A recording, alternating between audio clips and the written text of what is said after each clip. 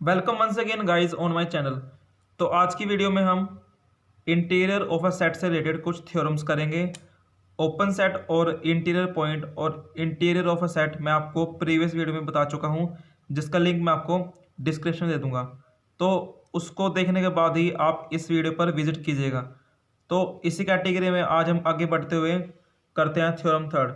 तो इसमें हमें क्या कहा गया है कि अगर ए और बी मेरे पास कोई दो ओपन सबसेट हो किसी मीट्रिक स्पेस एक्स टी के, तो हमें ये तीन रिजल्ट प्रूव करने हैं कि अगर मेरे पास ए सबसेट हो बी का, तो ए का इंटीरियर बी मेरे पास सबसेट होगा बी के इंटीरियर का।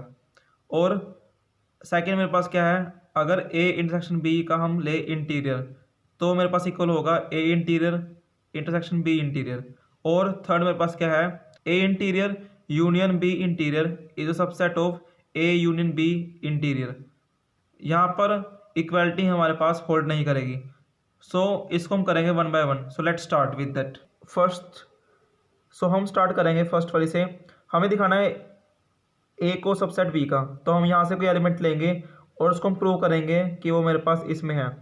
सो let us take X belongs to A interior. So X मेरे पास अगर इंटीरियर ए के इंटीरियर में है, सो इट मीन्स क्या हुआ, X is an interior point of A. और अब मेरे पास क्या डेफिनेशन है इंटीरियर पॉइंट की, तो according to that definition of interior point there exist R greater than zero such that अगर मैं एक्स के अराउंड कोई स्फीयर ड्रॉ करूँ विद रेडियस आर, तो मेरे पास सबसेट होगा ए का। तो ये मैंने सिंपल डेफिनेशन लगाई है सिर्फ इंटीरियर पॉइंट की। बट मुझे यहाँ पर क्या गिवन है कि ए मेरे पास क्या है, सबसेट है बी का। ऑल्सो मुझे गिवन है कि ए मेरे पास सबसेट है बी का, तो ये मैं लिखता हूँ यहाँ पर गिवन। सो अगर मैं कंबाइन करूँ वन को और टू को, तो एक तरीके से मेरे पास क्या है यहाँ पर, A is a subset of B and B is a subset of C. It means A is a subset of B. So S of X R is a subset of B. So यहाँ से मेरे पास क्या prove हुआ कि अगर x में कोई पॉइंट लूँ, उसके अराउंड मैं स्फीयर ड्रॉ करूँ, तो मेरे पास सबसेट है बी का। So it means X is an interior point of B. So it means X मेरे पास बी के इंटीरियर में लाई किया था करेगा। बट एक्स मैंने लिया था ए से, और अब एक्स कहाँ चला गया मेरे पास, बी में। सो दिस इम्प्लाइज जो मेरे पास ए है वो मेरे पास अब बी में लाई करता है। सो बहुत ही सिंपल रिजल्ट था। हमने सिर्फ यहाँ से एक एलिमेंट उठाना है, उसको हमने प्रूव कर दिया यहाँ पर। सो इस तरीके से हमारे पास फर्स्ट हो चुका है। अब हम प्रोसीड करते हैं सेकंड की तरफ। सेकंड में हमें प्रूव करना है कि ए इंटरसेक्शन बी का interior is equals to A interior B interior का इंटरसेक्शन। सो अगर मैं आपको एक फंडामेंटल प्रॉपर्टी बताऊँ, जैसे मान लीजिए हमने प्रूव करना है कि A is equals to be, तो हम क्या प्रूव करेंगे, हम ये प्रूव करेंगे कि ए मेरे पास सबसेट है बी का और बी मेरे पास सबसेट है ए का। तो अगर मैं इन दोनों को प्रूव कर पाया, तो इन दोनों के बेस पे मैं कह दूंगा कि ए मेरे पास बी के इक्वल है। तो हम यहाँ पर यही चीज़ प्रूव करेंगे। हम पहले प्रूव करेंगे कि ए इंटरसेक्शन बी का interior A subset of this and then this A subset of this. So इस तरीके से हम कह पाएंगे कि दोनों इक्वल हैं। सो फर्स्ट ऑफ ऑल हम ट्राई करते हैं। सो मुझे एक बात पता है कि A interior B is a subset of A and A interior B is a subset of B. कैसे, मान लीजिए मेरे पास एक सेट है ए और मेरे पास एक सेट है बी, तो ये जो बीच का कॉमन हिस्सा होगा तो इसको हम कहेंगे ए इंटरसेक्शन बी। तो आप देख सकते हैं कि बीच का कुछ हिस्सा हमारे पास ए के अंदर भी बिलोंग करता है। इट मीन्स जो ये हिस्सा है ये ए का भी सबसेट है और ये हिस्सा हमारे पास बी का भी सबसेट है। तो यही मैंने कुछ यहाँ पर लॉजिक यूज़ किया है। अब ध्यान से देखिएगा, ए मेरे पास सबसेट है बी का, सो दिस इम्प्लाइज ए का इंटीरियर मेरे पास सबसेट होगा बी के इंटीरियर के। तो यहाँ पर मैंने सिर्फ फर्स्ट वाली प्रॉपर्टी का यूज़ किया है जो मैंने अभी यहाँ से देखी कि अगर मेरे पास ए सबसेट है बी का, इट मीन्स ए का इंटीरियर मेरे पास सबसेट होगा बी के इंटीरियर का। तो यहाँ पर सिर्फ मैंने इसी का यूज़ किया है। सेकंड मेरे पास क्या होगा, यहाँ पर ए मेरे पास सबसेट है बी का, सो इट मीन्स ए का इंटीरियर मेरे पास होगा बी के इंटीरियर के इक्वल, उसका सबसेट होगा। सो अगर मेरे पास ये कुछ चीज़ है तो इससे मैं क्या लिख सकता हूँ, अगर वो आ रहा है ए के इंटीरियर में और वो चीज़ आ रही है बी के इंटीरियर में, सो इट मीन्स वो चीज़ मेरे पास पक्का उनके इंटरसेक्शन में भी पक्का आएगी, क्योंकि कौन कौन से हमारे पास पॉइंट आएंगे इंटरसेक्शन में, जो पॉइंट मेरे पास दोनों में आएंगे। सो इट मीन्स ये हमारे पास यहाँ पर हो गई प्रूफ फर्स्ट। सो हम ये प्रूव कर चुके हैं कि A intersection B is a subset of A interior intersection B interior. तो अब हम प्रूव करेंगे कि this is a subset of this. So let us take an element, let X belongs to A interior intersection B interior. So कोई भी element कब आएगा interior में, जब वो दोनों में होगा। सो इससे मेरे पास क्या मतलब होगा कि X belongs to A and X belongs to B. So इसका मतलब मेरे पास क्या हुआ कि x is an interior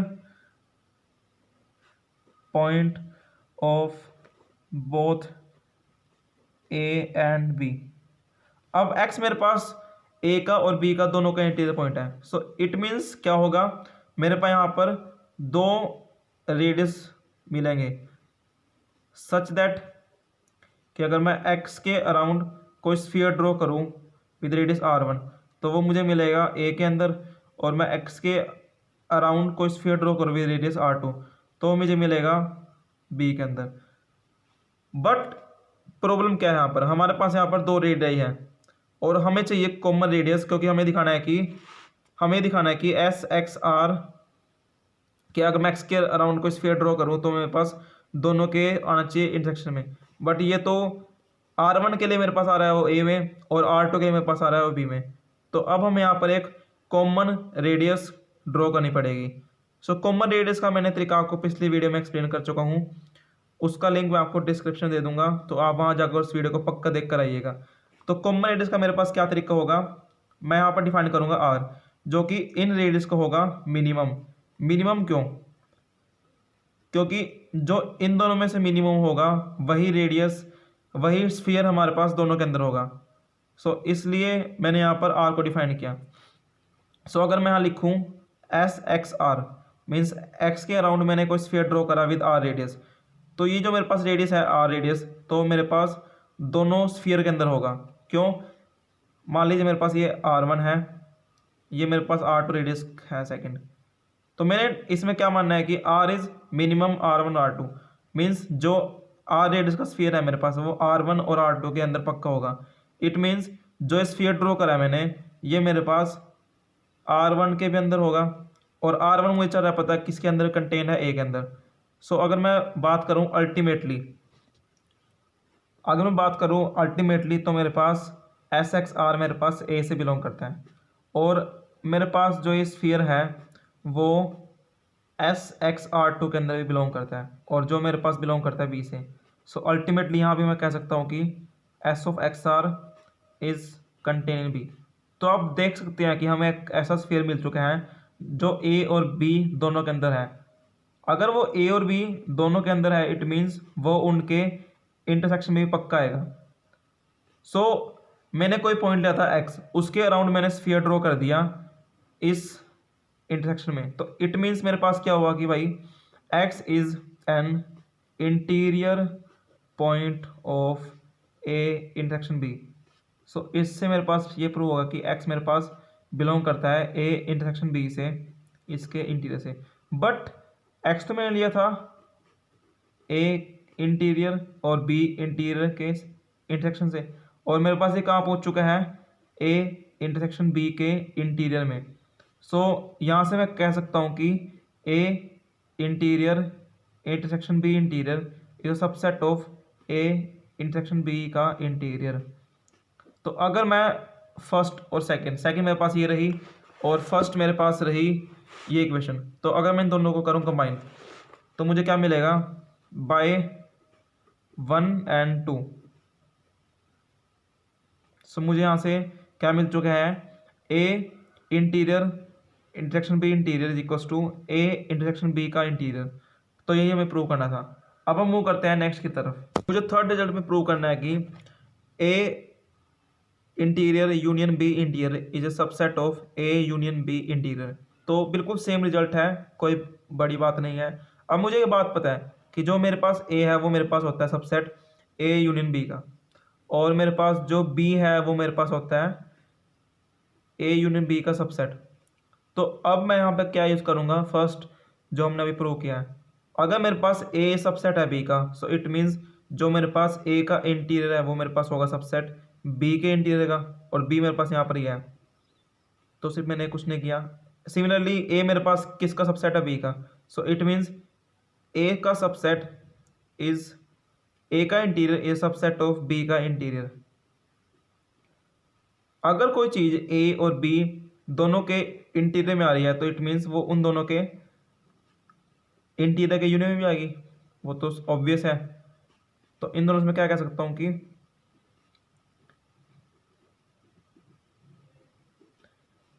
A interior union B interior is a subset of A union B whole interior.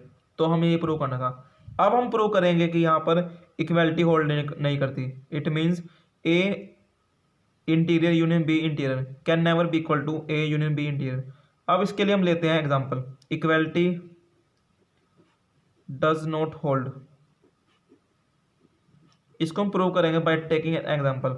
Late us suppose मैंने ले लिया ए इज क्यू, क्यू मेरे पास क्या है, set of rational number, set of rationals, और मैंने ले लिया बी आर माइनस क्यू, जो मेरे पास क्या है, सेट ऑफ इरेशनल्स। अगर मैं निकाल लूँ ए का इंटीरियर, तो इसका मतलब क्या है, ए के इंटीरियर का, और मुझे पता है कि सेट ऑफ रेशनल्स और सेट ऑफ इरेशनल का मेरे पास इंटीरियर होगा 5। अगर इसका भी आपको जानना है आंसर तो आपको मेरे प्रीवियस वीडियो पर विजिट करना होगा, लेकिन एक शॉर्ट ब्रीफ में मुझे बस ये कहना है कि अगर आप कोई ये इंटरवल चूज़ करें जिसका मेरे पास x माइनस आर से x प्लस आर, तो इस इंटरवल में मेरे पास कितने इनफाइनाइट रियल नंबर पड़े होंगे। अगर मैं आपको इसका एक शॉर्ट ब्रीफ दूं तो मैंने ये प्रूव करना था कि मेरे पास कोई x अगर मैं लूँ क्यू से, तो उसके अराउंड अगर मैं कोई स्फीयर ड्रॉ करूँ तो मेरे पास क्यू में ही बिलोंग करना चाहिए। और मुझे पता है कि ओपन स्फीयर जो मेरे पास होगा यूजुअल मीट्रिक स्पेस में, उसको देने का मेरे पास क्या तरीका है, ओपन इंटरवल। तो अब आप खुद सोचिए, क्या ये ओपन इंटरवल इसका सबसेट होगा रेशनल नंबर का? नहीं। क्यों? क्योंकि इसमें हमारे पास इनफाइनाइट रियल नंबर है, और रियल नंबर हमारे पास किससे बनते हैं, रेशनल नंबर से प्लस इरेशनल। बट यहाँ तो हमारे पास सिर्फ सेट ऑफ रेशनल नंबर है, जिसमें हमारे पास सेट ऑफ इरेशनल नहीं है। इट मीन्स ये इसका सबसेट कभी नहीं होगा। इसलिए हमारे पास जो ये है वो हमारे पास हमेशा होगा 5। मीन्स क्या हो कि इंटीरियर में हमारे पास कोई भी ऐसा एलिमेंट नहीं आएगा। इसलिए सेम लॉजिक आप लगा सकते हैं इरेशनल के ऊपर। तो इसलिए हमने यहाँ पर इंटीरियर को लिया 5। अब हमें फाइंड आउट करना है A interior union B interior. तो मेरे पास क्या आएगा, 5 यूनियन 5, और 5 का तो यूनियन आप 5 से करेंगे तो हमेशा 5 आएगा। इसको मैंने मान लिया 1। अब मुझे निकालना है ए यूनियन बी। तो आप खुद सोचिए, मेरे पास एक सेट ऑफ रेशनल है, एक मेरे पास सेट ऑफ इरेशनल है। अगर मैं करूँ दोनों का यूनियन तो मेरे पास क्या आएगा, पूरा का पूरा रियल नंबर। और अगर मैं अब डिफाइन करूँ ए यूनियन बी का interior which is equals to R का इंटीरियर, तो मेरे पास क्या आएगा, पूरा आर सेट। तो इसमें भी सेम लॉजिक है, बट यहाँ पर हमारे पास आर आएगा। क्यों?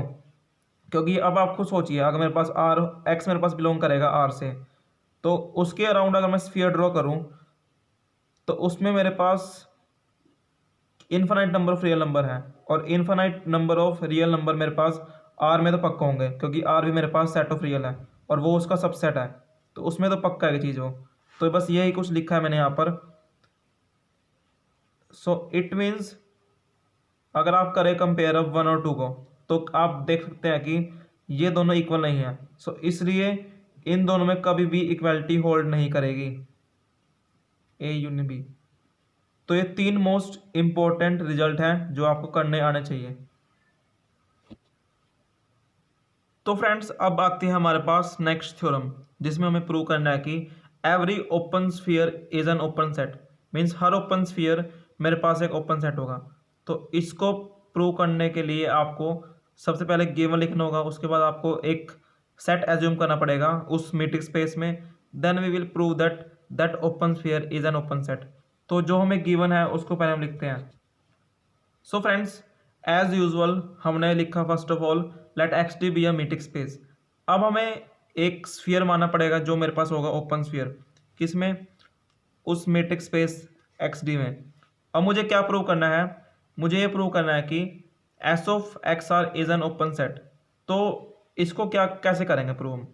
सो फर्स्ट ऑफ ऑल हमने मान लिया कि वाई मेरे पास इस ओपन स्फीयर से बिलोंग करता है। तो बेसिकली हम यहाँ क्या करेंगे, देखिए मेरे पास यहाँ पर ये एक सेट है ओपन सेट, जिसमें सेंटर मेरे पास है एक्स पर और मेरे पास रेडियस है आर, और वाई मैंने लिया है इसके बीच का कोई एलिमेंट। तो हम ये प्रूव करेंगे कि अगर मैं वाई इसका सेंटर है तो मुझे एक ऐसा रेडियस चाहिए जिसके थ्रू मैं इसके अंदर इसका स्फीयर ड्रॉ कर सकूं, और तब मैं प्रूव कर पाऊंगा कि मेरे पास एक ओपन सेट है। तो अब अगर मैं एक स्फीयर ड्रॉ करूं इसके अलोंग, बस मुझे आर की वैल्यू चाहिए, इस रेडियस की वैल्यू। अगर मुझे इस रेडियस की वैल्यू चल जाए तो मैं प्रूव कर पाऊंगा कि मेरे पास एस एक्स आर मेरे पास एक ओपन सेट है। तो अब मुझे चाहिए ये रेडियस, तो इसको मैं कैसे करूँगा फाइंड आउट। देखिए यहाँ से यहाँ तक तो मेरे पास पूरा है ये आर, और यहाँ से लेकर यहाँ तक ये मेरे पास क्या है, डिस्टेंस ऑफ एक्स वाई।